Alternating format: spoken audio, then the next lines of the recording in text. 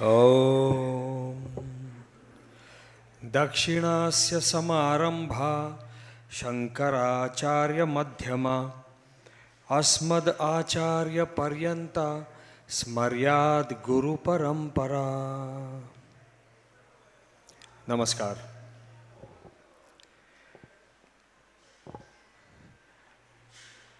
बहुत सीनियर यक्षगान कलाकार एक्टर जोशी जी की स्मृति को वंदन करता हूँ सर्वप्रथम, और ये सारे महानुभाव जो यक्षगान परंपरा को आगे बढ़ा रहे हैं, आप सबको भी नमस्कार। इस व्यासपीठ को नमस्कार, यक्षगान परिवार को नमस्कार। ये यक्षगान परिवार का सम्मेलन है। कुछ शब्द इस भारत नाम के राष्ट्र में ही सुनने को मिलते हैं।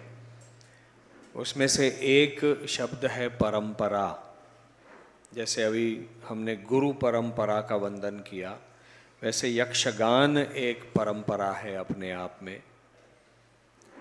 और दूसरा शब्द जो सुनने को मिलता है बहुत कम भारत के बाहर, वो है परिवार। और ये जो परिवार की संकल्पना है वो उगम है संस्कृति का।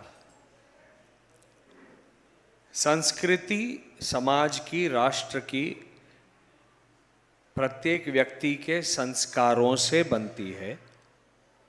संस्कार जो मैं समझता हूँ वो कृति है जो सत्कर्म करने के लिए हमको सिखाती है, अग्रसर करती है।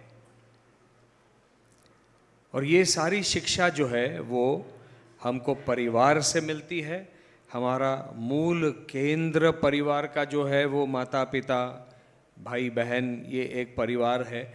उसको हम थोड़ी व्यापक दृष्टि करते हैं तो हमारा गांव का एक परिवार हो जाता है, करते करते एक समाज का परिवार, राष्ट्र का परिवार हो जाता है। कई बार मैं सोचता हूँ कि ये जो विविधता है, यक्षगान हम बचपन से देखते आए हैं, क्योंकि मेरा जो आध्यात्मिक सारा जो केंद्र जहाँ से मुझे अध्यात्म मिला वो यहीं पास में श्री चित्रापुर मठ शिराली में है, जहाँ का मैं शिष्य हूँ। स्वामी जी का वो मेरे गुरु जी हैं। तो बचपन से जब हम यहाँ पर आते थे उत्तर कन्नड़ा में, तो यक्षगान देखते ही थे। और मुझे बचपन से, तब मैं सिनेमा में नहीं था, और मुझे तब से लगा जैसे महाराष्ट्र में अनेक अनेक लोक कलाएं हैं। कीर्तन होता है प्रत्येक मंदिर में, तो कीर्तन के माध्यम से जो है वो समाज का प्रबोधन हुआ करता था। लेकिन एक ऐसी कला जिसमें जैसे भरतनाट्यम की तरह भाव, राग, ताल, नाट्य, अभिनय, संगीत, कविता, सब कुछ, डायलॉग, संवाद, सब कुछ जिसमें समाहित है। जब तक सिनेमा नहीं आया था तो मुझे लगता है यक्षगान ने ही वो मनोरंजन समाज का किया होगा। सिनेमा में ये सब जो है वो बड़े पर्दे पे दिखता है, यक्षगान में जीवंत दिखाई देता है। और बचपन से मैं भी लोक कलाएं देखता रहा। लोक कलाओं के माध्यम से, नाटक के माध्यम से समाज प्रबोधन करता रहा, मनोरंजन करता रहा। लेकिन जब एक कलाकार को, जिसको हमने यक्षगान में या दशावतार में या सिनेमा में या टीवी में देखा है, उसको जीवंत देखना क्या होता है, ये मैंने तब देखा जब लोग मुझे देखने के लिए आते थे और मैं ऐसे कलाकारों को देखने के लिए जाता था। एक अलग अनुभव होता है सिनेमा के पर्दे पर देखना और जीवंत उस कला को देखना, इसमें बहुत अंतर है। और मुझे लगता है कि ये जो परंपरा है यक्षगान की, ये अपने आप में जितनी सिनेमा जितना परिपूर्ण है ऑल राउंड, उतनी परिपूर्ण कला यक्षगान है। जितना भरतनाट्यम नाट्य में, नाट्य विधा में परिपूर्ण लगता है मुझे, वैसा ही यक्षगान परिपूर्ण लगता है। और इसीलिए इस परिवार का मिलन होना आवश्यक है, इसका सम्मेलन होना आवश्यक है, ताकि इस सम्मेलन के माध्यम से हम ये विचार कर सकें कि बदलते काल में, बदलते हुए भारत में हमारा क्या दायित्व है। सारी कलाओं का दायित्व केवल मनोरंजन नहीं होता, ये हमको पता है। कला का एक दायित्व समाज का प्रबोधन करना, और समाज यदि किसी गलत राह पर दिशा में जा रहा है तो उसकी आँखों में वो अंजन डालना और उसकी आँखें खोलना, ये कला के माध्यम से करना, ये भी कला का एक प्रथम कर्तव्य है, ऐसा मेरा मानना है। इसीलिए कला का संगोपन जो हम संस्कार भारती के माध्यम से करते हैं, वो केवल इसीलिए करते हैं कि एक तो परंपरा है, और ये परंपरा जीवंत इसलिए रखनी है कि भविष्य में हमारा राष्ट्र सही दिशा में जाए, हमारा समाज सही वर्तन करे, सही कर्म करे, हमारे बच्चे सही मार्ग पर चलें। ये मूलभूत उद्देश्य हर माता पिता का होता है, किसी भी परंपरा को जीवित रखने का। और मुझे लगता है संस्कार भारती के इस मंच से माननीय श्रीनिवास जी के मार्गदर्शन में ये जो यक्षगान परिवारों का मिलन हुआ है, इसका ये भी एक उद्देश्य होना चाहिए कि आज के दिन में आप सब जो महान कलाकार इस महान परंपरा को जीवंत रखने का इतना सत्कर्म कर रहे हैं, आपका ये भी आज एक कर्तव्य बनता है कि समाज यदि कहीं गलत राह पर चल रहा है तो हम यक्षगान के माध्यम से वो लोगों के सामने कैसे लाएं।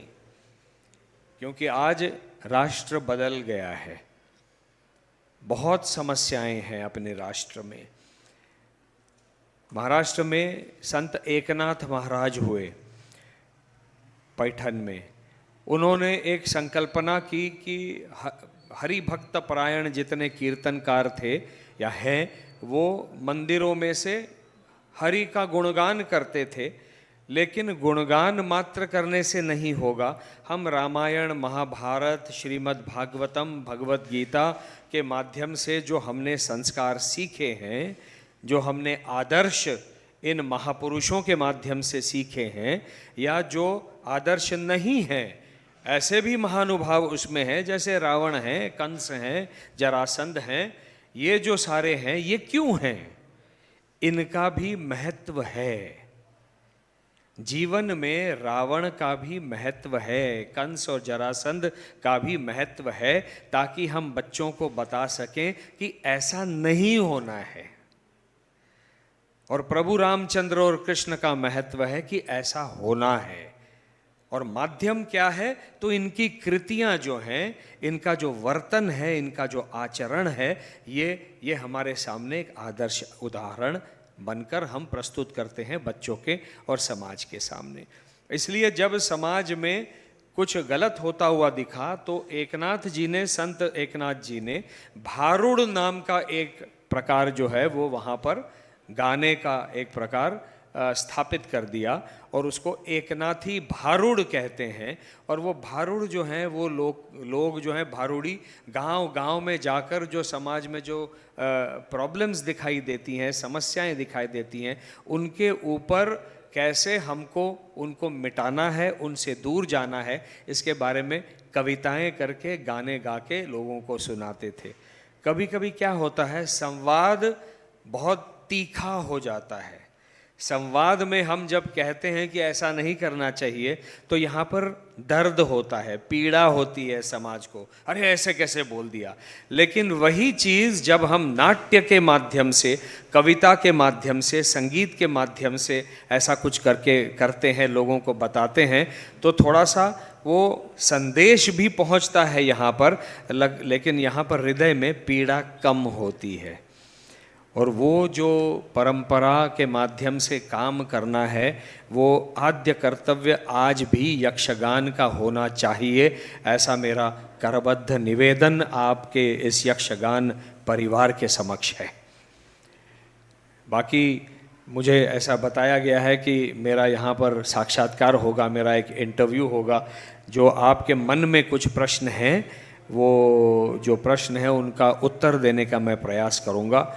आप सबका मैं इस सम्मेलन में स्वागत करता हूँ संस्कार भारती के माध्यम से, इस मंच से, और इस सत्र का उद्घाटन करता हूँ। नमस्कार।